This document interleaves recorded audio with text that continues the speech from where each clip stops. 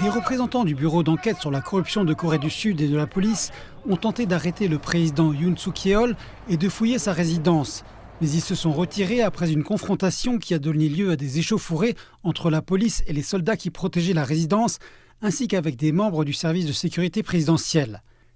Les avocats de M. Yoon ont fait valoir qu'une agence de lutte contre la corruption n'était pas habilitée à enquêter sur une insurrection, tandis que le service de sécurité de M. Yoon a déclaré que la loi empêchait la police de perquisitionner des propriétés susceptibles de contenir des documents classifiés.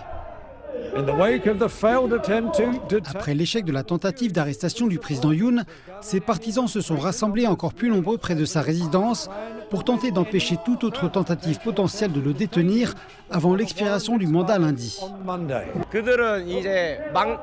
Nous avons empêché l'arrestation du président Yoon Suk-yeol. Je suis content de pouvoir protéger le président Yoon Suk-yeol. Aujourd'hui, le bureau d'enquête sur la corruption des hauts fonctionnaires, qui n'a aucun pouvoir d'investigation, a tenté de l'arrêter. Les citoyens qui s'y sont opposés ont uni leurs forces pour le protéger. Je suis heureux. Mais l'ambiance n'était pas aussi festive pour la majorité des Sud-Coréens qui soutiennent l'enquête sur l'insurrection ainsi que les audiences de destitution à la Cour constitutionnelle du pays.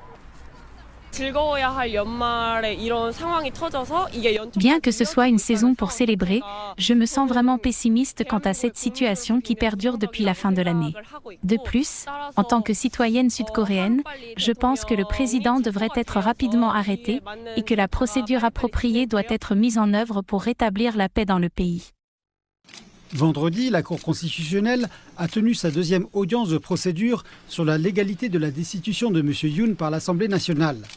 La Cour dispose de 180 jours pour décider si la brève période de loi martiale qu'a connue le pays constitue un abus de pouvoir ou un acte de gouvernance en temps de crise, comme le soutient l'équipe juridique du président Yoon.